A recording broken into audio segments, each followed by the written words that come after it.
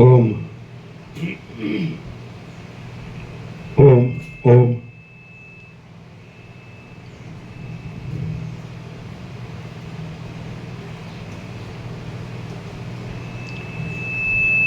ओम ओम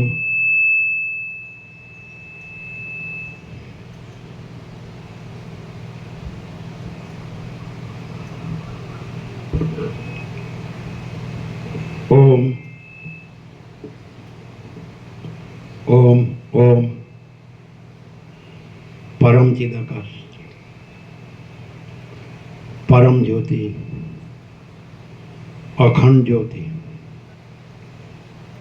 महाचिदाकाश स्वयं प्रकाश संपूर्ण प्रकाश पूर्ण ब्रह्म अनंत तेजगण अनंत चेतगण परमाकाश केवल अनंत शुद्ध तेजगण परमाकाश अखिल आत्मा पूर्ण ब्रह्म परमात्मा परम चिदाकाश परम ज्योति अखंड ज्योति अनंत पूर्ण परम चिदाकाश परम शांति स्वयं सिद्ध स्वयं प्रकाश स्वयं पूर्ण स्वस्वरूप यही सब कुछ है, इसके सिवा कुछ नहीं है। शून्यभास अनंत कोटि महाकल्प है ही नहीं। महाचिदाकाश स्वयं प्रकाश संपूर्ण प्रकाश महाचिदाकाश ज्योति अनंत अखंड अभेद महाचिदाकाश ज्योति महातत्व महासामान्य महाचिदाकाश स्वसंवेद्य सहज निर्विकल्प महाचिदाकाश परम कैवल्य परम शांति परम चिदाकाश अनंत पूर्ण निरपेक्ष सत अनंत संपूर्ण अपरिघी निर्भ्रांत निरपेक्ष वशिष्ठराम उपशम प्रकरण राउंड 43मो राउंड।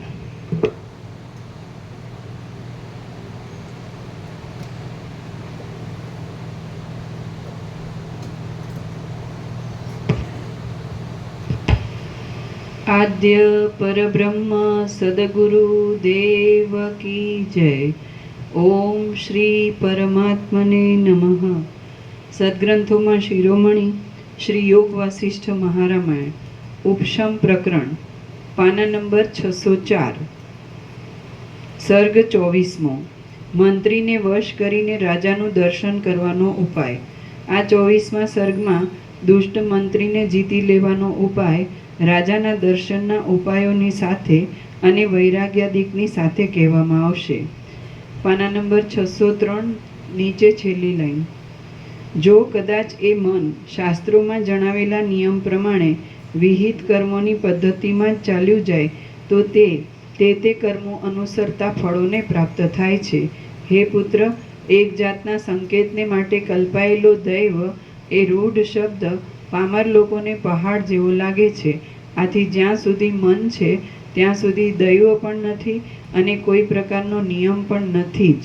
મન નષ્ટ થયા પછી જો કાંઈ દૈવ કે નિયમ થતા હોય તો ભલે થાય. જીવ જો પોતે કાયરપણારૂપી નપુંસક સ્વભાવ છોડી દઈ પુરુષ બનીને પુરુષાર્થ કરવા લાગે તો તે આ લોકમાં ઈચ્છિત ફળને પ્રાપ્ત થાય છે. પુરુષાર્થ કરવા લાગીએ તો જે ધાર્યું હોય તે થવામાં કાંઈ પણ ફેરફાર પડતો નથી.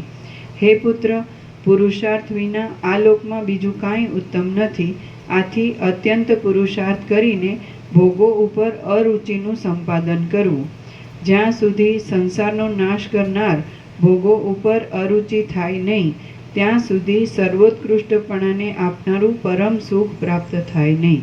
જ્યાં સુધી સંસારનો નાશ કરનાર ભોગો ઉપર અરુચિ થાય નહીં ત્યાં સુધી સર્વોત્કૃષ્ટપણાને આપનારું પરમ સુખ પ્રાપ્ત થાય નહીં. હે પુત્ર, જ્યાં સુધી વિષયો ઉપર અત્યંત મોહ આપનારી રુચિ હોય ત્યાં સુધી ભોગોરૂપી સર્પોના ભારાઓથી ગૂંથાયેલી દુઃખ આપનારી અને ચપળ રીતે આમ તેમ હિલોળા ખાતી દુષ્ટ આશા નામની સંસારથી હિંચકતી દશા કદી પણ નિવૃત્તિ પામતી નથી.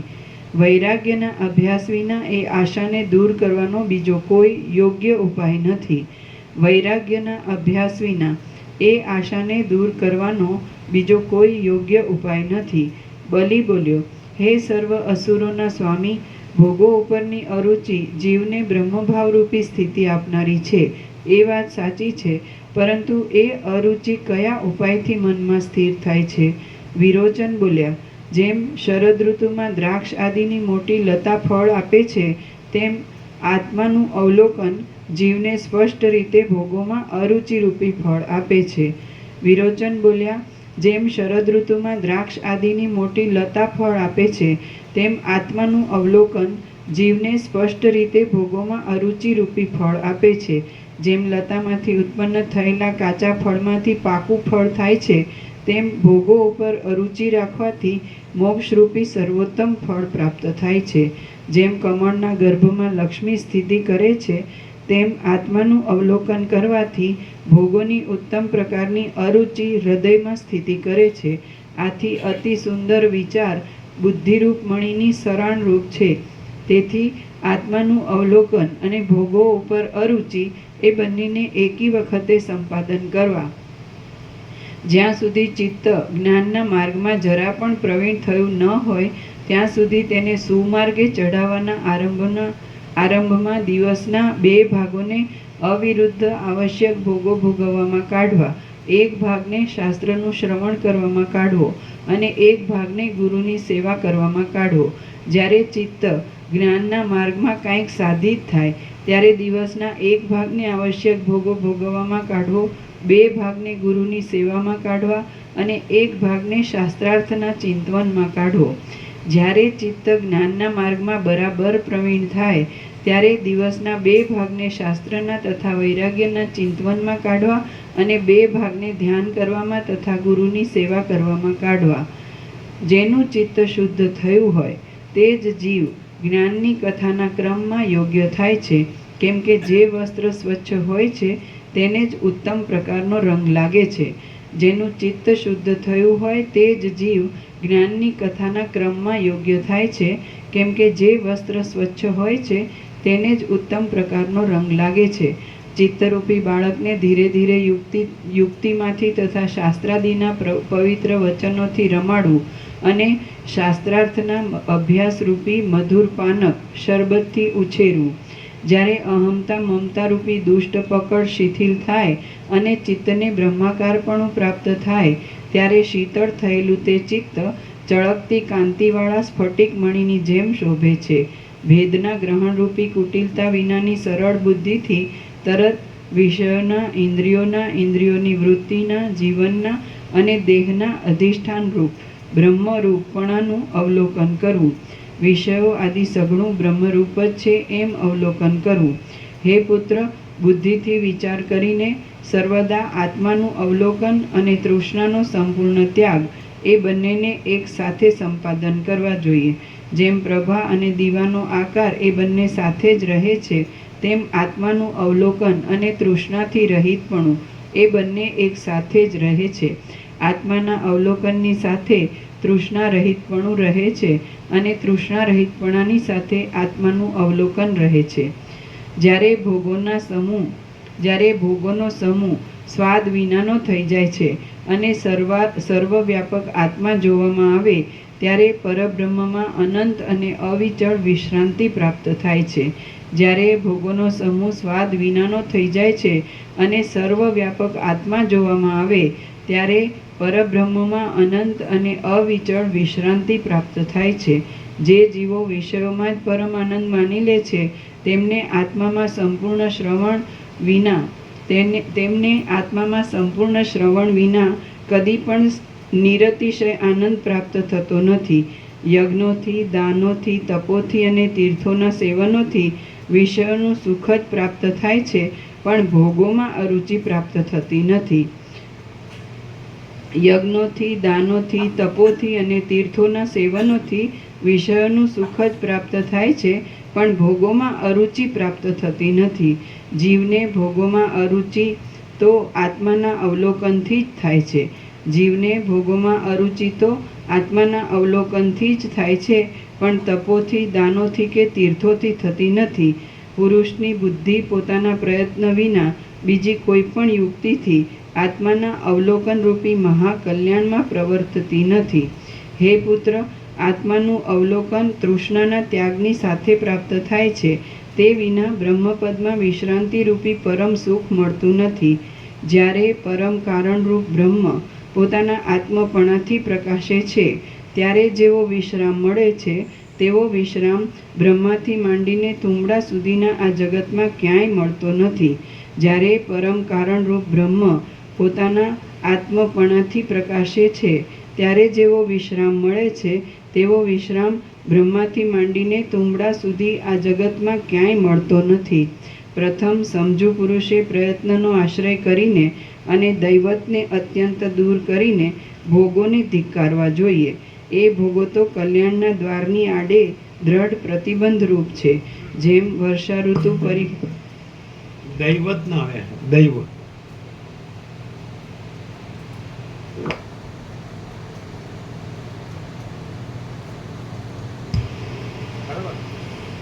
પ્રથમ સમજુ પુરુષે પ્રયત્નોનો આશ્રય કરીને અને દૈવને અત્યંત દૂર કરીને ભોગોને ધિક્કારવા જોઈએ.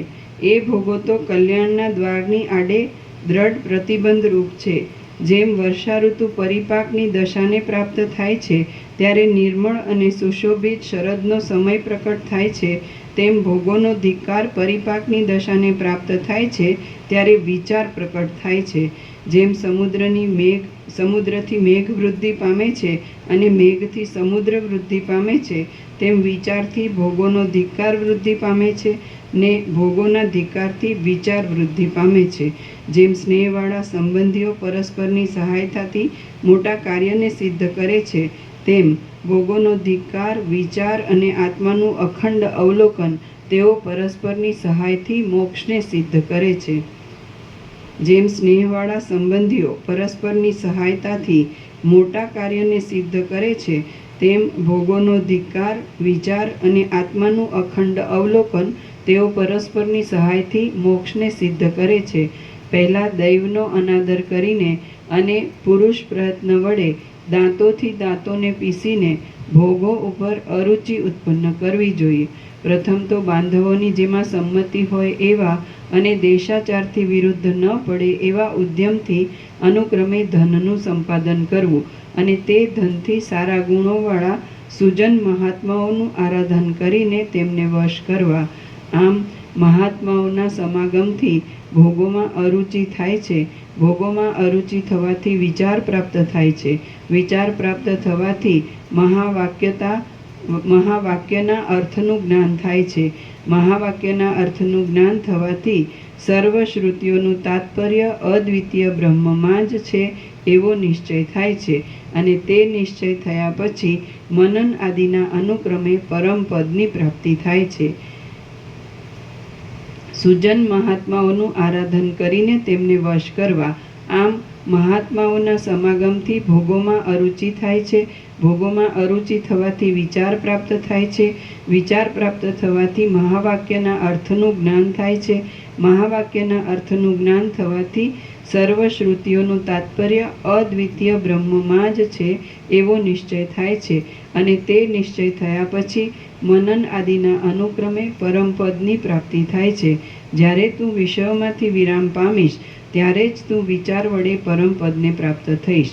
કૌંસમાં છેલ્લી વારે પણ વિષયોના ઉપરામની આવશ્યકતા છે, માટે વિચારને પાછળ રાખવા કરતાં હમણાં જ વિષયોનો ત્યાગ કરીને તારે વિચાર કરવો યોગ્ય છે.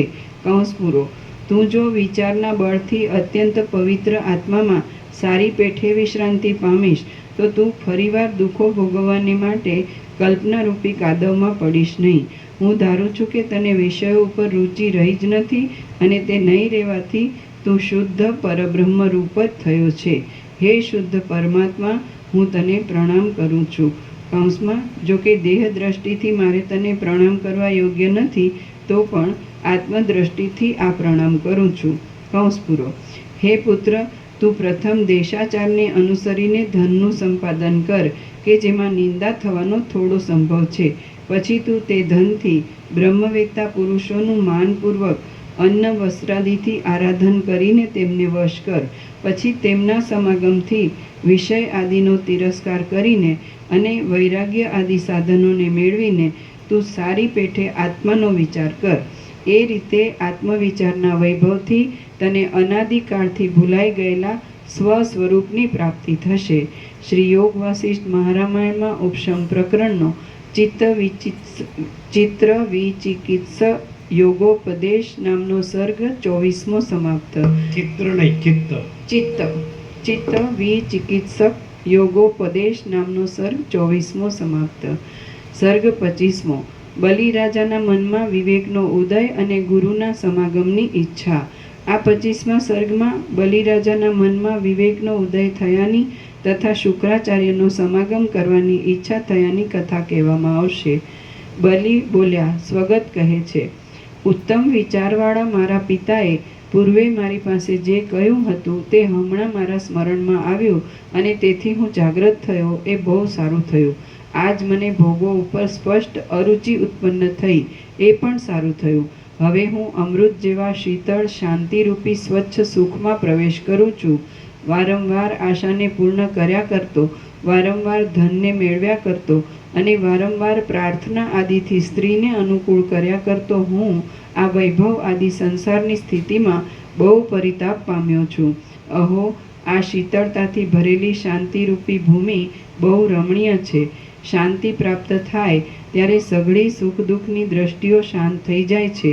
હું શાંતિમાં સ્થિરતા પામ્યો છું, તેથી મારા સઘળા સંતાપો ટળી ગયા છે. જાણે હું ચંદ્રબિંબમાં નખાયેલો હોઉં તેમ હમણાં સર્વોત્તમ સુખને વશ થયો છું. સુખ રૂપે જ રહ્યો છું અને અંદર પ્રફુલ્લિત થઈ જાઉં છું.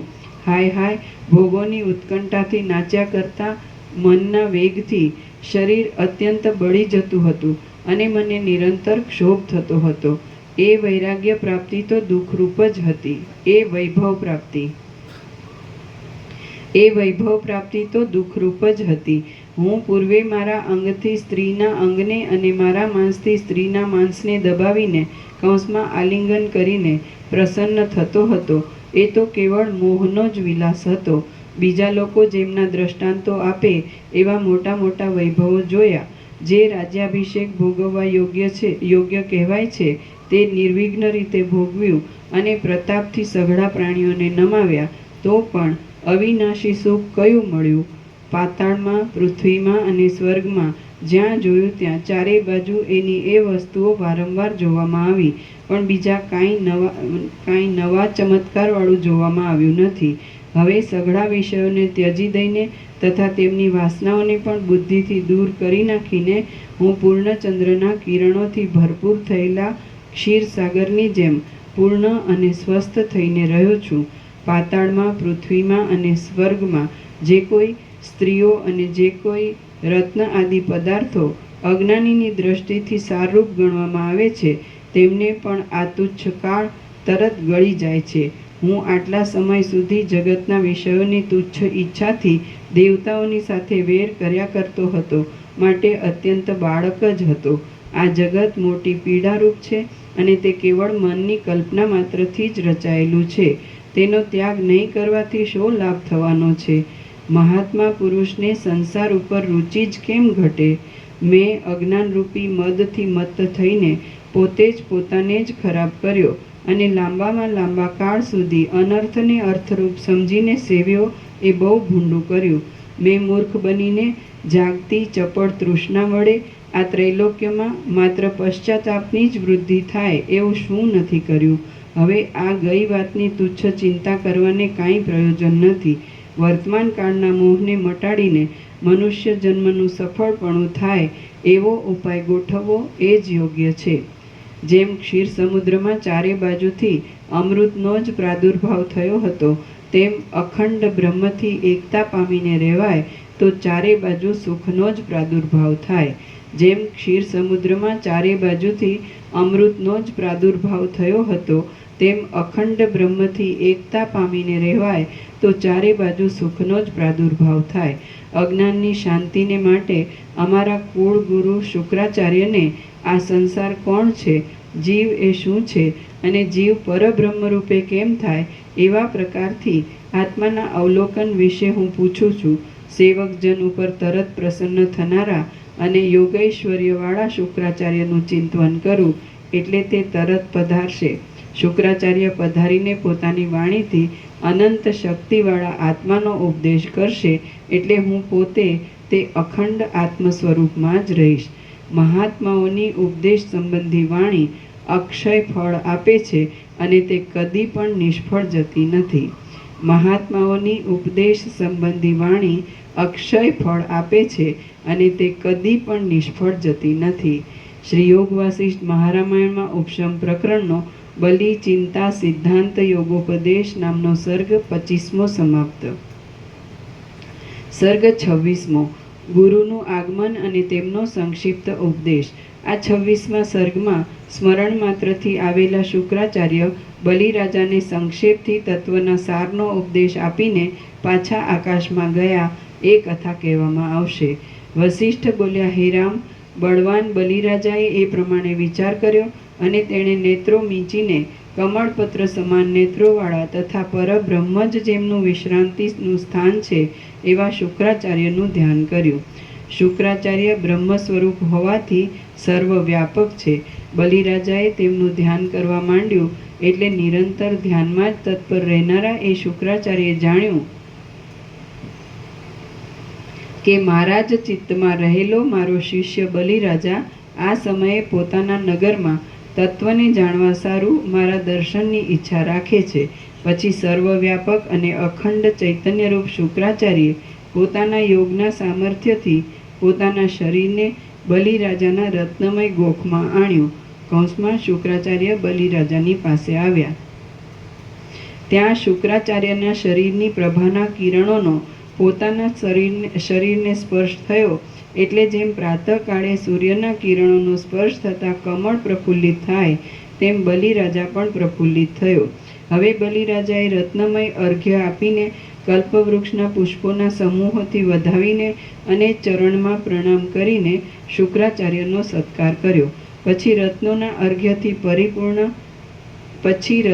અર્ઘ્યથી પરિપૂર્ણ અંગવાળા થયેલા કલ્પવૃક્ષના પુષ્પોનો મુકટ ધરેલા અને અમૂલ્ય આસન પર બિરાજેલા એક ગુરુ શુક્રાચાર્યને બલિરાજાએ નીચે પ્રમાણે પૂછ્યું.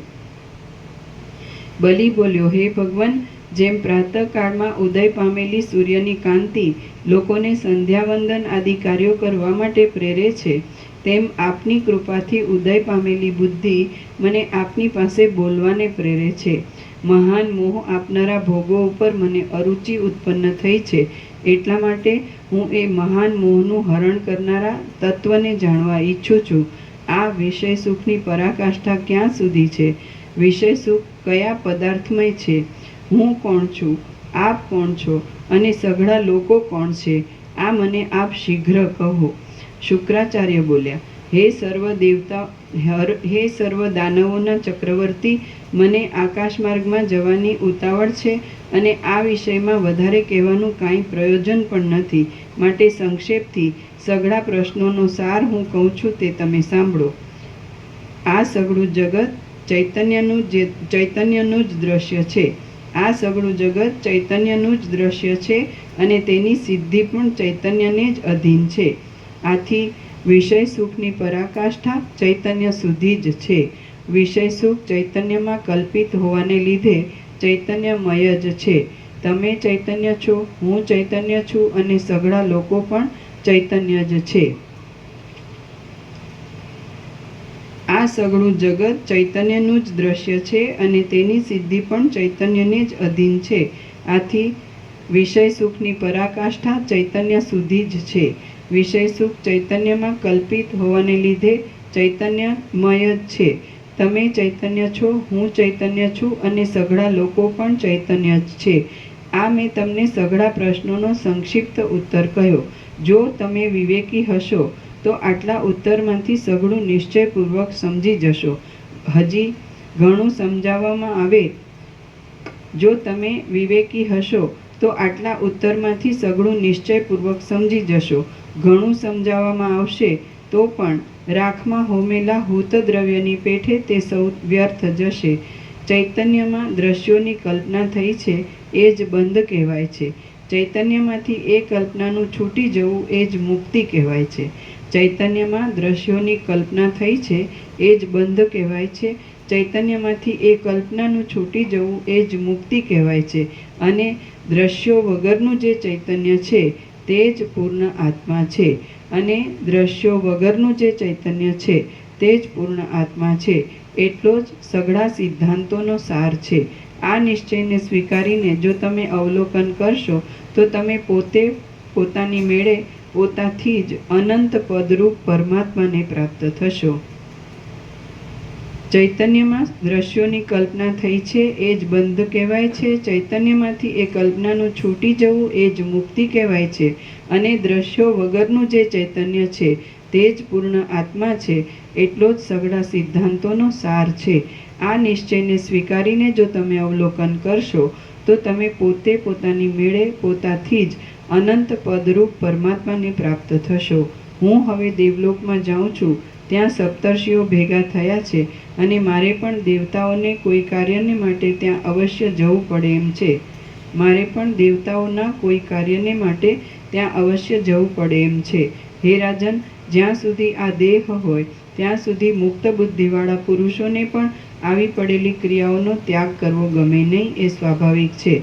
કૌંસમાં માટે મને ત્યાં જવાનું બંધ રાખવું ગમતું નથી. કૌંસ પૂરો. વસિષ્ઠ બોલ્યા, હે રામ, શુક્રાચાર્ય એટલું બોલીને તરત જ વાદળાઓની સ્પષ્ટ કેડીએ ગયા અને ગ્રહોના સમૂહોથી ભરપૂર તથા ભ્રમરના જેવા શ્યામ દેખાવવાળા આકાશની મધ્યમાં ચપળ તરંગની જેમ અદૃશ્ય થઈ ગયા. શ્રી યોગ વાસિષ્ઠ મહારામાયણમાં ઉપશમ પ્રકરણનો બલ્યોપદેશ યોગ નામનો સર્ગ 26મો સમાપ્ત. સર્ગ 27મો. બલિરાજાને પૂર્ણાનંદ ચૈતન્ય સ્વરૂપે વિશ્રાંતિ મળી. આ 27મા સર્ગમાં બલિરાજાને શુક્રાચાર્યે કહેલા માર્ગથી સઘળો વિચાર કરતા પૂર્ણાનંદ ચૈતન્ય રૂપે વિશ્રાંતિ મળી એ કથા કહેવામાં આવશે. વસિષ્ઠ બોલ્યા, આમ હે રામ, દેવો અને દૈત્યોની સભાઓમાં અત્યંત વખણાયેલા એ શુક્રાચાર્યના ગયા પછી બુદ્ધિમાન પુરુષોમાં ઉત્તમ એવા બલિરાજાએ મનથી આ પ્રમાણે વિચાર કર્યો. સદ્ગુરુ શુક્રાચાર્યે સાચું જ કહ્યું છે. આ જે સઘળું બ્રહ્માંડ છે તે ચૈતન્ય જ છે. હું ચૈતન્ય છું. આ સઘળા લોકો ચૈતન્ય છે. દિશાઓ ચૈતન્ય છે અને આ સઘળી ક્રિયાઓ પણ ચૈતન્ય છે. બહારના તથા અંદરના સઘળા પદાર્થો સહિત સઘળું બ્રહ્માંડ વાસ્તવિક રીતે ચૈતન્ય જ છે. બ્રહ્માંડમાં ચૈતન્યથી જુદું કોઈ સ્થળમાં કાંઈ પણ નથી. જે ચૈતન્ય છે તે સૂર્યને આ સૂર્ય છે એમ પ્રકાશે નહીં તો પછી સૂર્યને અને અંધકારને પરસ્પર શો ભેદ રહે? ચૈતન્ય જો પૃથ્વીને આ પૃથ્વી છે એમ પ્રકાશે નહીં તો પછી પૃથ્વી અને જળ આદિને પરસ્પર શો ભેદ રહે કે તેથી પૃથ્વીમાં પૃથ્વીપણું અવિચળ રહે? ચૈતન્ય જો દિશાઓને આ દિશાઓ છે એ પ્રકાશે નહીં તો દિશાઓમાં દિશાપણું શું રહે? ચૈતન્ય જો પર્વતોને આ પર્વતો છે એમ પ્રકાશે નહીં તો પર્વતોમાં પર્વતોપણું શું રહે? ચૈતન્ય જો જગતને આ જગત છે એમ પ્રકાશે નહીં તો જગતમાં જગતપણું શું રહે? ચૈતન્ય જો આકાશને આ આકાશ છે એમ પ્રકાશે નહીં તો આકાશમાં આકાશપણું શું રહે? ચૈતન્ય જો સ્થૂળ શરીરને આ સ્થૂળ શરીર છે એમ પ્રકાશે નહીં તો પ્રાણીઓના સ્થૂળ શરીરોમાં સ્થૂળ શરીરપણું શું રહે? ચૈતન્ય વિના કાંઈ પણ સિદ્ધ થતું નથી, એટલા માટે જે કાંઈ છે તે ચૈતન્ય જ છે. ચૈતન્ય વિના કાંઈ પણ સિદ્ધ થતું નથી, એટલા માટે જે કાંઈ છે તે ચૈતન્ય જ છે.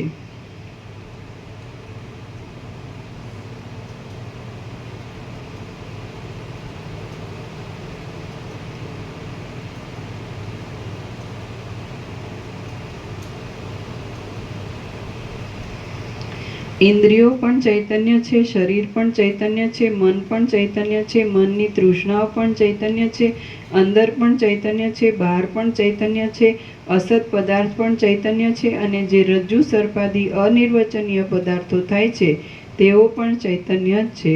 હું ભોગોની ઈચ્છાપૂર્વક તે વિષયોનો આ સઘળો ભોગ કરું છું તે પણ ચૈતન્યથી જ કરું છું, શરીરથી કાંઈ કરતો નથી. આ મારું શરીર તો લાકડા જેવું અને ઢેફા જેવું છે, તેથી શું થઈ શકે એમ છે? સઘળા જગતના એક આત્મ સ્વરૂપ જે ચૈતન્ય છે તે જ હું છું. મારું સ્વરૂપ ચૈતન્ય જ છે.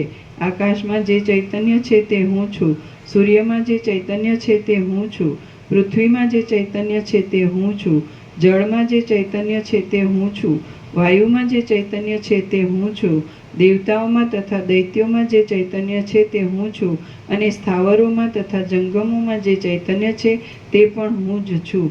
ચૈતન્યમાં બીજાપણાની કલ્પના સંભવતી જ નથી, એ કલ્પના અસંભવિત છે. ચૈતન્યમાં બીજાપણાની કલ્પના સંભવતી જ નથી, એ કલ્પના અસંભવિત છે. તેથી જગતમાં શત્રુ પણ કોણ સંભવે અને મિત્ર પણ કોણ સંભવે? આ બલિ નામનું જે શરીર છે તેનું સુશોભિત માથું કપાઈ જાય તો પણ હું જે સર્વવ્યાપક ચૈતન્ય છું તેનું શું કપાઈ જાય? ચૈતન્ય જો આ દ્વેષ છે એમ પ્રકાશે નહીં તો દ્વેષ પણ શો પદાર્થ છે?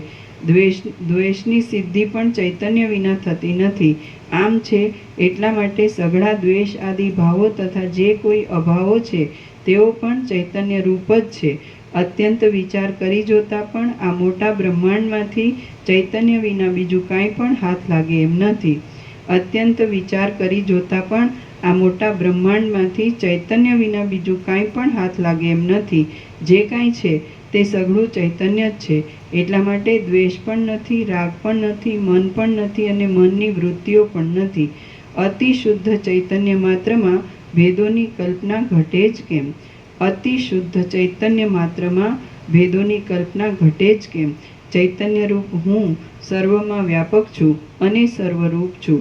ચૈતન્યથી પ્રતિકૂળ કાંઈ પણ સિદ્ધ થતું નથી, માટે હું અખંડ આનંદ સ્વરૂપ છું. ચૈતન્ય રૂપ હું સર્વમાં વ્યાપક છું અને સર્વરૂપ છું. ચૈતન્યથી પ્રતિકૂળ કાંઈ પણ સિદ્ધ થતું નથી, માટે હું અખંડ આનંદ સ્વરૂપ છું. હું ભેદોની કલ્પનાથી રહિત છું અને મારામાં કોઈ બીજો ભાગ જ નથી. નામ વિનાના ચૈતન્યનું ચૈતન્ય એ જ નામ કહેવાય છે. તે નામ નથી, પરંતુ સઘળા પ્રકારની નામ રૂપોની કલ્પનાના અધિષ્ઠાન રૂપ જે ચૈતન્ય છે તે જ ચૈતન્ય એ કલ્પિત શબ્દ રૂપે સ્ફુરે છે. હું દ્રશ્યોથી તથા દર્શનોથી રહિત એવા કેવળ નિર્મળ સ્વરૂપવાળો છું. સર્વદા પ્રકાશમાન છું. જીવપણાથી રહિત છું. દ્રષ્ટા છું અને પરમેશ્વર છું. હું કેવળ પ્રકાશ સ્વરૂપ છું અને સર્વદા દ્વૈતથી રહિત છું. તેની અંદર કેશના અગ્રમાં અથવા જળમાં પડેલા ચંદ્રના પ્રતિબિંબ જેવો કલ્પનારૂપ અતિ મર્યાદિત જે જીવ ભાવ ઉદય પામ્યો છે તે પણ ભ્રાંતિ જ છે, વાસ્તવિક નથી. હું કેવળ પ્રકાશ સ્વરૂપ છું અને સર્વદા દ્વૈતથી રહિત છું. તેની અંદર કેશના અગ્રમાં અથવા જળમાં પડેલા ચંદ્રના પ્રતિબિંબ જેવો કલ્પનારૂપ અતિ મર્યાદિત જે જીવભાવ ઉદય પામ્યો છે તે પણ ભ્રાંતિ જ છે, વાસ્તવિક નથી. હું મારા સ્વરૂપના સાક્ષાત્કારથી જીવભાવનો પરાભવ કરું છું. મારો સ્વરૂપભૂત આત્મા દેહાદી આકારોથી રંગાયો જ નથી અને નિત્ય મુક્ત છે. મારો સ્વરૂપભૂત આત્મા દેહાદી આકારોથી રંગાયો જ નથી અને નિત્ય મુક્ત છે. તે સર્વમાં વ્યાપક છે અને કલ્પના માત્રથી જીવભાવવાળો કહેવાય છે. તેને હું પ્રણામ કરું છું.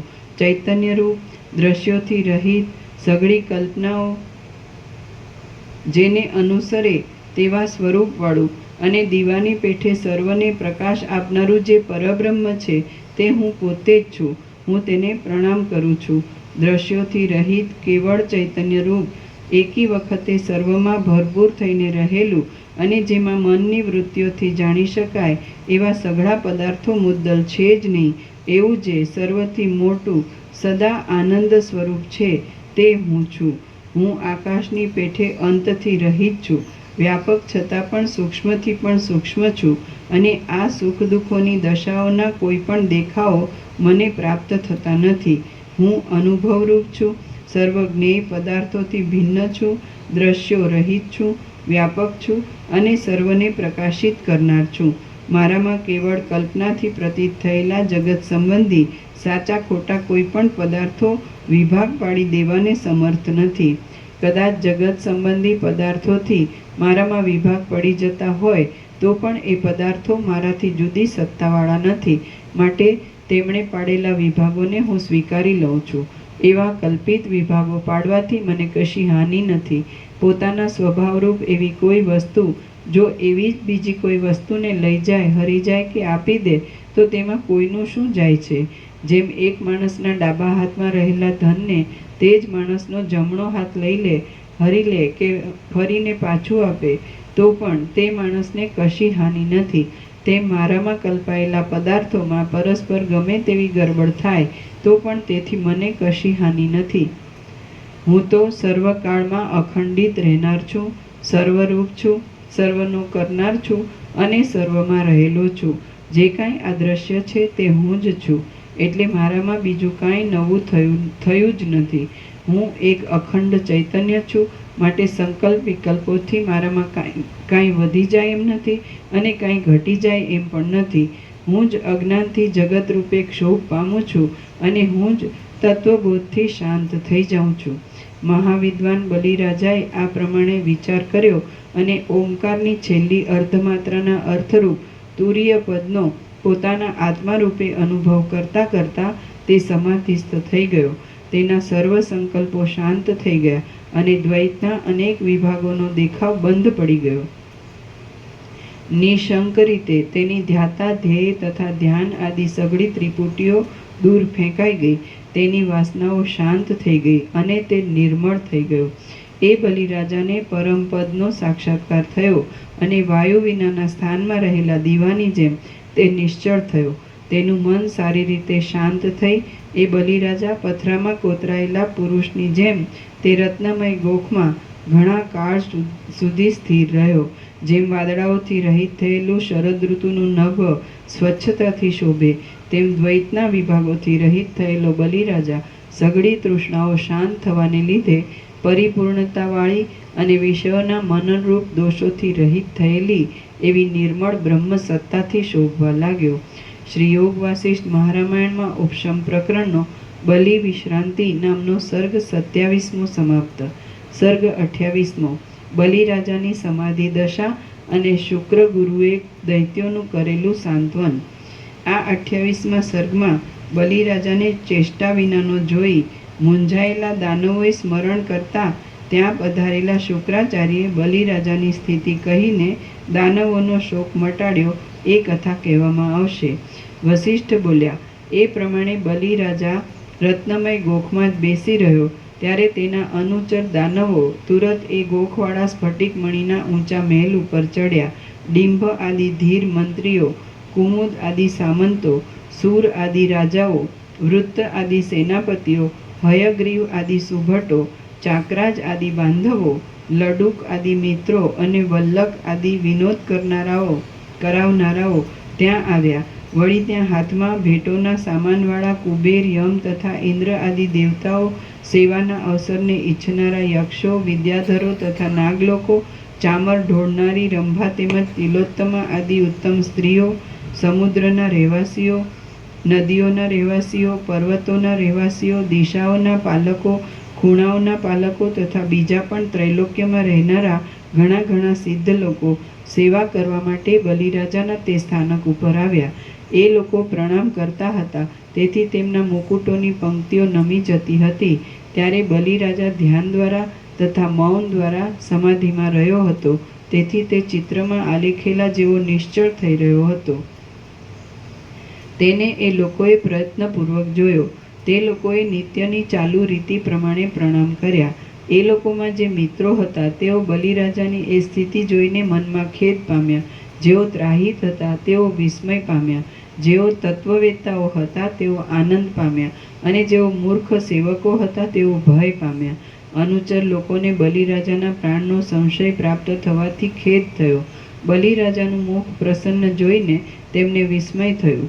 તેમના શરીરમાં રોમાંચ આદિ ચિહ્નો જોવામાં આવવાથી તેમને આનંદ થયો, અને તે ઘણીવાર સુધી ન ઉઠવાથી હવે આપણું રક્ષણ કોણ કરશે એવી ચિંતાને લીધે તેમને ભય પણ થયો. દાનવ મંત્રીઓએ હવે અહીં શું કરવું પ્રાપ્ત છે એમ સારી પેઠે વિચાર કર્યો, અને સર્વ વિદ્વાનોમાં ઉત્તમ તથા દૈત્ય દાનવોના કુળગુરુ એવા શુક્રાચાર્યનું ચિંતવન કર્યું. આમ દૈત્યોએ ચિંતવન કર્યું એટલે તરત જ જાણે ગંધર્વનગર આવ્યું હોય તેમ અત્યંત તેજવાળું શુક્રાચાર્યનું કલ્પિત શરીર ત્યાં આવી પહોંચેલું તેમના જોવામાં આવ્યું. કૌંસમાં સપ્તર્ષિઓની સભામાં બેઠેલા શુક્રાચાર્ય યોગના બળથી પોતાના શરીરને બલિરાજાના મહેલમાં પ્રાપ્ત થયેલું કલ્પ્યું હતું. કૌંસ પૂરો. દૈત્યોના સમૂહે શુક્રાચાર્યનું પૂજન કર્યું. પછી શુક્ર ભાર્ગવે મોટા આસન ઉપર બેસીને સમાધિમાં રહેલા બલિરાજાને જોયો. થોડો વિસામો લઈને અને પ્રેમ ભરેલી દ્રષ્ટિથી બલિરાજાને જોઈને તેનો સંસારરૂપી ભ્રમ નાશ પામી ગયો છે એમ તેમણે વિચારપૂર્વક જોયું, અને તેથી તે પ્રફુલ્લિત થયા. પછી જાણે પોતાના દેહના હજારો ઉજ્જવળ કિરણોથી ક્ષીરસાગરને ફેલાવતા હોય એવા શુક્રાચાર્ય હસીને સભાને નીચે પ્રમાણે વચન કહ્યું: હે દૈત્યો, આ મહાત્મા બલિરાજા પોતાના આત્મવિચારથી જ સર્વના અધિષ્ઠાન રૂપ નિર્મળ બ્રહ્મને પ્રાપ્ત થઈને સિદ્ધ થયેલો છે, અને તેથી એને નિરતિશય સુખ મળ્યું છે. હે દૈત્યો, આ મહાત્મા બલિરાજા પોતાના આત્મવિચારથી જ સર્વના અધિષ્ઠાન રૂપ નિર્મળ બ્રહ્મને પ્રાપ્ત થઈને સિદ્ધ થયેલો છે, અને તેથી એને નિરતિશય સુખ મળ્યું છે. આથી હે ઉત્તમ દૈત્યો, આ બલિરાજા ભલે હમણાં આ પ્રમાણે જ રહીને પોતાના સ્વરૂપમાં ચિરકાલ પર્યંત પરમાનંદરૂપ પરમ પદમાં વિશ્રાંતિ લે. આથી હે ઉત્તમ દૈત્યો, આ બલિરાજા ભલે હમણાં આ પ્રમાણે જ રહીને પોતાના સ્વરૂપમાં ચિરકાલ પર્યંત પરમાનંદરૂપ પરમ પદમાં વિશ્રાંતિ લે. આ બલિરાજા સંસારના પરિશ્રમથી થાકીને હમણાં વિશ્રાંતિ પામ્યો છે. તેના ચિત્તમાંથી સંસારની ભ્રાંતિ ટળી ગઈ છે, અને સંસારની ખટપટ રૂપી એની ઝાકળ શાંત થઈ ગઈ છે. તો હમણાં તમારે એને બોલાવવો નહીં. જેમ રાત્રિની ખટપટ શાંત થતાં દિવસ સૂર્યના કિરણોના સમૂહને પ્રાપ્ત થાય છે, તેમ અજ્ઞાનરૂપી સંકટ શાંત થતાં આ બલિરાજા પોતાના પ્રકાશને જ પ્રાપ્ત થયેલો છે. જેમ મૂર્છિત અવસ્થામાં રહેલો અંકુર કાળે કરીને તે અવસ્થાને છોડીને બીજમાંથી પોતાની મેળે જ જાગ્રત થાય છે, તેમ આ બલિરાજા કાળે કરીને પોતાની મેળે જ જાગ્રત થશે. હે સર્વ દાનવોના નાયકો, તમે પોતાના સ્વામીના કાર્યોને નિશ્ચિંત થઈને કર્યા કરો. આ બલિરાજા 1000 વર્ષે સમાધિમાંથી જાગ્રત થશે. હે રામ, દૈત્યોએ શુક્રાચાર્યના એ પ્રમાણે વચન સાંભળ્યા એટલે જેમ વૃક્ષો સુકાયેલી મંજરીને ત્યજી દે છે, તેમ તેમણે હર્ષથી થયેલી, દ્વેષથી થયેલી અને ખેદથી થયેલી ચિંતાઓને ત્યજી દીધી. પછી સઘળા દૈત્યો આગળથી બંધાયેલી રાજ્ય રીતિ પ્રમાણે બલિરાજાની સભાનું કામ આટોપી લઈને પોતપોતાના કાર્યો કરવા લાગી ગયા. પછી મનુષ્યો પૃથ્વીમાં ગયા, સર્પોના રાજાઓ રસાતળમાં ગયા, ગ્રહો તથા આકાશવાસી લોકો આકાશમાં ગયા, દેવતાઓ સ્વર્ગમાં ગયા, પર્વતો તથા દિક્પાલો પોતપોતાની દિશાઓમાં ગયા, વનમાં રહેનારા લોકો ગુફાઓમાં ગયા, અને આકાશમાં ફરનારા આકાશ તરફ ગયા. શ્રી યોગ વાસિષ્ઠ મહારામાયણમાં ઉપશમ પ્રકરણનો બલિ સમાધાન વર્ણન નામનો સર્ગ 28મો સમાપ્ત. સર્ગ 29મો. બલિ રાજાની જીવનમુક્ત દશા અને રામને જ્ઞાન માર્ગમાં રહેવાની ભલામણ. આ 29મા સર્ગમાં બલિ રાજાએ જીવનમુક્તપણાથી રાજ્ય કર્યાની, પાતાળમાં બલિરાજાનું રોદન થયાની અને રામને વસિષ્ઠે બલિરાજાના જેવી પૂર્ણ સ્થિતિથી રહેવાની ભલામણ કર્યાની કથા કહેવામાં આવશે. વસિષ્ઠ બોલ્યા, હે રામ, સમાધિમાં રહ્યાને દેવતાઓના પૂરા 1000 વર્ષ વ્યતીત થઈ ગયા પછી દેવતાઓના દુંદુભીઓના શબ્દો કાને પડવાથી મહાત્મા બલિરાજા જાગ્રત થયો. જેમ આકાશમાં સૂર્યના કિરણોનો સમૂહ ઉદય પામતા કમળોનું વન પ્રફુલ્લિત થાય છે, તેમ બલિરાજા જાગ્રત થતાં તેનું નગર આનંદિત થયું. જાગ્રત થયેલા બલિરાજાએ હજી પોતાની પાસે દાનવો આવ્યા ન હતા તેટલામાં એ સમાધિના સ્થાનકરૂપ ગોખમાં જ થોડીવાર આ પ્રમાણે વિચાર કર્યો. અહો, બ્રહ્માકારપણે રહેવારૂપ વાસ્તવિક પદવી બહુ શીતળ અને બહુ રમણીય છે. અહો, બ્રહ્માકારપણે રહેવારૂપ વાસ્તવિક પદવી બહુ શીતળ અને બહુ રમણીય છે. હું એ પદવીમાં પરમ વિશ્રાંતિ પામ્યો હતો, તેથી દેવતાઓના 1000 વર્ષ પણ મને એક ક્ષણ જેવા લાગ્યા. હવે હું એ જ પદવીનો આશ્રય કરીને વિશ્રાંતિ કરું.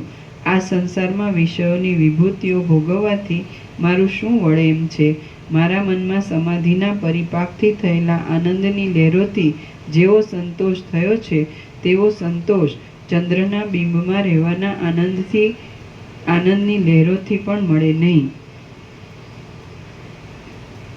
આ સંસારમાં વિષયોની વિભૂતિઓ ભોગવવાથી મારું શું વળે એમ છે?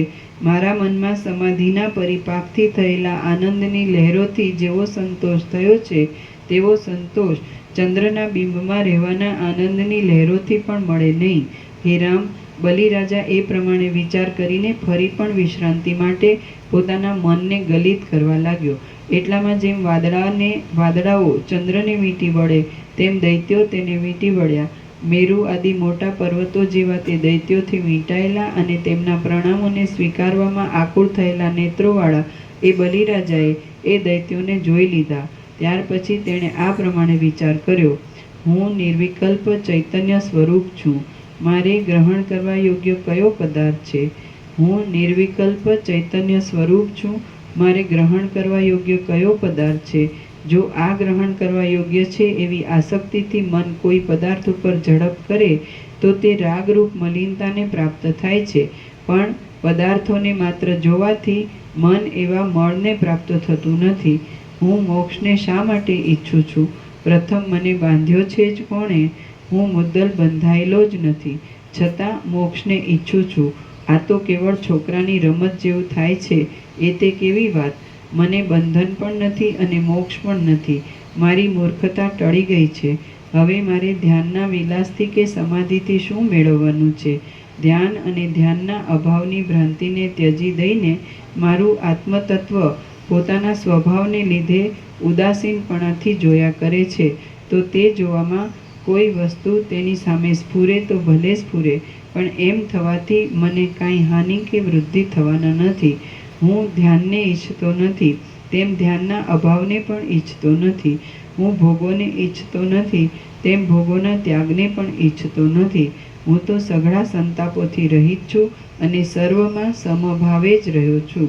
મને સમાધિના આનંદની પણ ઈચ્છા નથી અને જગતની સ્થિતિની પણ ઈચ્છા નથી. મારે ધ્યાનનું પણ શું કામ છે અને વૈભવનું પણ શું કામ છે? મને દેહનો સંબંધ નહીં હોવાથી હું મર્યો પણ નથી અને મને પ્રાણનો સંબંધ નહીં હોવાથી હું જીવતો પણ નથી. હું સ્થૂળ પણ નથી, સૂક્ષ્મ પણ નથી અને કોઈનો વિકાર પણ નથી. આ દેહ કે રાજ્ય વગેરે મારા નથી, તેમ બીજો દેહ કે બીજા રાજ્ય વગેરે પણ મારા નથી. હું મને જ પ્રણામ કરું છું. હું તો બ્રહ્મ છું. આ જગતનું રાજ્ય રહે તો ભલે અને જાય તો પણ ભલે જાય. રાજ્ય રહેશે કે નહીં રહે તો પણ હું તો શાંતપણે મારા સ્વરૂપમાં જ રહીશ. મારે ધ્યાન કરીને શું કરવાનું છે અને રાજ્યના વૈભવ ભોગવીને પણ શું કરવાનું છે?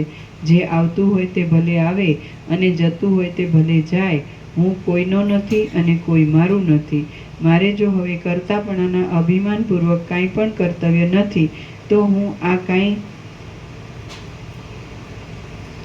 મારે જો હવે કરતાપણાના અભિમાનપૂર્વક કાંઈ પણ કર્તવ્ય નથી, તો હું આ કાંઈક ચાલતું રાજ્યાદિકનું કામ આસક્તિ વિના શા માટે કરું નહીં? હે રામ, જ્ઞાનીમાં ઉત્તમ અને પૂર્ણતાવાળા એ બલિરાજાએ એ પ્રમાણે નિર્ણય કર્યો, અને જેમ સૂર્ય કમળોને જુએ છે તેમ તેણે દૈત્યોને જોયા. જેમ પવન પુષ્પોના સુગંધોનું ગ્રહણ કરે છે, તેમ બલિરાજાએ સૌના ઉપર જુદી જુદી દ્રષ્ટિ કરવાની વિચિત્રતાથી સઘળા દૈત્યોના દંડવત પ્રણામોને સ્વીકાર્યા. પછી એ બલિરાજા ધ્યેય નામના વાસના ત્યાગવાળા મનથી સઘળા રાજકાર્યો કરવા લાગ્યો. તે બ્રાહ્મણોને, દેવતાઓને તથા ગુરુઓને અર્ઘ્યાદિકથી પૂજવા લાગ્યો, અને મિત્રોને, બંધુઓને, સામંતોને તથા સજ્જનોને સન્માન આપવા લાગ્યો. નોકર વર્ગને તથા અર્થી લોકોને તે ધનથી તૃપ્ત કરવા લાગ્યો, અને સ્ત્રીઓને તે અનેક પ્રકારના વૈભવો આપીને રાજી રાખવા લાગ્યો. હે રામ, બલિરાજાના રાજ્યની આણ સઘળા લોકો ઉપર ચાલતી હતી, અને એ રાજ્યમાં બલિરાજા એ પ્રમાણે દિવસે દિવસે ચડતી દશાને પામતો ગયો. હવે કોઈ સમયે તેને યજ્ઞ કરવાની બુદ્ધિ થઈ, એટલે તેણે શુક્રાચાર્ય આદિ મુખ્ય બ્રાહ્મણોને સાથે રાખીને અશ્વમેધ નામનો મોટો યજ્ઞ કર્યો. એ યજ્ઞમાં સઘળા લોકોને તૃપ્ત કરવામાં આવ્યા, અને દેવતાઓએ તથા ઋષિઓએ ઘણી ઘણી પ્રશંસા કરી. બલિરાજા ભોગોના સમૂહની ઈચ્છાવાળો નથી એમ નિશ્ચય કરીને સિદ્ધિદાતા વિષ્ણુ બલિરાજાને ધાર્યા પુરુષાર્થની સિદ્ધિ આપવાને અર્થે વામન રૂપ ધારણ કરીને તેના યજ્ઞમાં પધાર્યા. માગવાની ચાતુરીને જાણનારા એ વિષ્ણુએ વયમાં પોતાથી મોટા, ભોગોમાં જ આસક્ત થઈને દીનતા સેવતા અને તેથી શોકપાત્ર એવા ઇન્દ્રને જગતરૂપી જંગલનો એક ત્રૈલોક્યરૂપી ટુકડો દેવા સારું માયાના બળથી બલિરાજાને છેતર્યો. 3 પગલામાં 3 લોકોને ભરી લઈને જેમ વાંદરાને ભોંયરામાં બાંધી રાખે, તેમ તેમણે બલિરાજાને પાતાળમાં ચાંપ્યો. હે રામ, જીવન મુક્ત થયેલો એ બલિરાજા પાછી ઇન્દ્રની પદવી ભોગવવાનું પોતામાં પ્રારબ્ધ હોવાને લીધે અદ્યાપી સુધી સ્વસ્થપણાથી પાતાળમાં રહ્યો છે, અને તેની બુદ્ધિ નિત્ય નિર્વિકલ્પ સમાધિમાં ગલિત થયા કરે છે. પાતાળરૂપી ખાડામાં રહેલો એ જીવનમુક્ત દશાવાળો બલિરાજા વિપત્તિને તથા સંપત્તિને સમદ્રષ્ટિથી જોયા કરે છે. જેમ ચિત્રમાં આલેખેલી સ્થિર કિરણોવાળી સૂર્યની પંક્તિ અસ્ત પણ પામે નહીં અને ઉદય પણ પામે નહીં, તેમ સમતા પામેલી બલિરાજાની બુદ્ધિ દુઃખમાં અસ્ત પામતી નથી અને સુખમાં ઉદય પામતી નથી. આ જગતમાં પ્રાણીઓના અને વૈભવોના હજારો આવિર્ભાવ અને હજારો તિરોભાવ થયા કરે છે. તેમને લાંબા કાળ સુધી જોઈ બલિરાજાનું મન ભોગોમાં વૈરાગ્ય પામેલું છે. બલિરાજાનું મન 10 કરોડ વર્ષો સુધી ત્રૈલોક્યનું રાજ્ય કરીને અંતે વિરક્ત થઈ સારી રીતે શાંત થયું છે. બલિરાજાએ સુખ દુઃખોના જવા આવવા હજારો વાર જોયેલા છે, અને હજારો સંપત્તિઓ તથા હજારો વિપત્તિઓ પણ જોયેલી છે. માટે હવે બલિરાજા કયા પદાર્થને સ્થિર ગણીને તેની સ્પૃહા રાખે? બ્રહ્માકારપણાથી ભરપૂર થયેલા મનવાળો એ બલિરાજા ભોગોની અભિલાષાને ત્યજી દઈને સર્વદા આત્મારામપણાથી પાતાળના પ્રદેશમાં રહ્યો છે. હે રામ, ફરી એકવાર એ બલિરાજા ઇન્દ્રપણું પામીને ઘણા વર્ષો સુધી આ સઘળું ત્રૈલોક્યનું રાજ્ય કરનાર છે.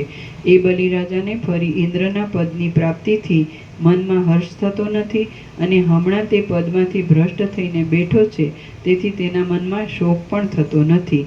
તે સઘળા પદાર્થોમાં સમાન બુદ્ધિ રાખે છે, સર્વદા સંતુષ્ટ ચિત્તવાળો છે, પ્રાપ્ત થયેલા ભોગોને ભોગવે છે અને પ્રાપ્ત નહીં થયેલા ભોગોની ઈચ્છા કરતો નથી. એ બલિરાજા આકાશની પેઠે નિર્લેપપણાથી રહે છે. હે રામ, બલિરાજાને જે પ્રકારથી જ્ઞાનની પ્રાપ્તિ થઈ હતી તે પ્રકાર મેં તમને કહી સંભળાવ્યો. તમે પણ એવા જ વિચારો રાખીને જીવન મુક્તિરૂપી ચડતી દશાને પામો. હે રામ, તમે પણ બલિરાજાની જેમ વિવેકથી હું અવિનાશી પરમાત્મા છું એવો નિશ્ચય રાખીને પુરુષ પ્રયત્નથી જ અદ્વૈત પદને પ્રાપ્ત થાઓ. દૈત્ય શ્રેષ્ઠ બલિરાજાને પણ 10 કરોડ વર્ષો સુધી ત્રૈલોક્યનું રાજ્ય ભોગવ્યા પછી અંતે ભોગોમાં અરુચિ પ્રાપ્ત થઈ હતી. આથી હે રામ, તમે પણ અંતે અવશ્ય દુઃખ આપનારા ભોગોના સમૂહને ત્યજી દો અને જેમાં દુઃખોનો સંભવ જ નથી એવા પરમ આનંદરૂપ સત્ય પદને પ્રાપ્ત થાઓ. હે રામ, તમે પણ અંતે અવશ્ય દુઃખ આપનારા ભોગોના સમૂહને ત્યજી દો અને જેમાં દુઃખોનો સંભવ જ નથી એવા પરમ આનંદરૂપ સત્ય પદને પ્રાપ્ત થાઓ. હે રામ, અનેક પ્રકારના રાગ દ્વેષાદિક વિકારો આપનારા આ દ્રશ્ય પદાર્થોને રમણીય સમજવા નહીં. જેમ ડુંગરાઓ દૂરથી રળિયામણા લાગે છે પણ પાસે જતા બિહામણા જણાય છે, તેમ સઘળા ભોગ્ય પદાર્થો પણ પ્રાપ્તિના સમયમાં જ મીઠા લાગે છે પણ અંતે બહુ દુઃખ આપનારા છે. આ મન આ લોકના અને પરલોકના ભોગોમાં દોડ્યા કરે છે અને પામરોની ચેષ્ટાઓમાં લોટ્યા કરે છે. તમે તેને બાંધી લઈને હૃદયરૂપી ગુફામાં જ રાખી મૂકો. સૂર્યની જેમ સઘળા દ્રશ્યોને પ્રકાશ આપનારા તમે જ સઘળા જગતમાં રહ્યા છો. સૂર્યની જેમ સઘળા દ્રશ્યોને પ્રકાશ આપનારા તમે જ સઘળા જગતમાં રહ્યા છો. માટે તમારે શત્રુ કોણ છે અને મિત્ર કોણ છે, તમે આ શત્રુ છે અને આ મિત્ર છે એવી ભેદ દ્રષ્ટિથી વૃથા ભૂલ શા માટે કરો છો? હે મહાબાહુ, તમે અંતથી રહિત છો. તમે જ આદિ પુરુષોત્તમ છો. તમે જ ચૈતન્ય છો અને તમે જ આ જગતના અસંખ્ય પદાર્થો રૂપે સ્ફુરો છો. જેમ દોરામાં મણીઓનો સમૂહ પરોવાયેલો હોય છે તેમ નિત્ય પ્રકાશ શુદ્ધ જ્ઞાન રૂપ એવા તમારામાં આ સઘળું સ્થાવર જંગમ જગત પરોવાયેલું છે. તમે જન્મતા પણ નથી અને મરતા પણ નથી. તમે તો સર્વના અધિષ્ઠાનભૂત શુદ્ધ ચૈતન્યરૂપ અજન્મા પુરુષ છો. તમને જન્મવાની અને મરવાની ભ્રાંતિઓ રહો નહીં. તૃષ્ણાની વૃદ્ધિ થાય તો જન્મ આદિ રોગો પ્રબળ થાય છે અને તૃષ્ણાનો ક્ષય થાય તો જન્મ આદિ રોગો નિર્મૂળ થઈ જાય છે. એમ બળાબળનો સારી પેઠે વિચાર કરીને તથા ભોગોની તૃષ્ણાને ત્યજી દઈને તમે ભોગોના કેવળ સાક્ષી જ થાઓ. સૂર્યની પેઠે સર્વને પ્રકાશ આપનારા અને સર્વ જગતના નાથ એવા તમે જ સર્વદા પ્રકાશો છો અને તેથી જ આ સઘળું સંસારરૂપી સ્વપ્નનું મંડળ પ્રકાશે છે, પ્રતીત થાય છે. તમે વ્યર્થ ખેદ ધરો નહીં. તમને સુખ દુઃખનો સંબંધ છે જ નહીં.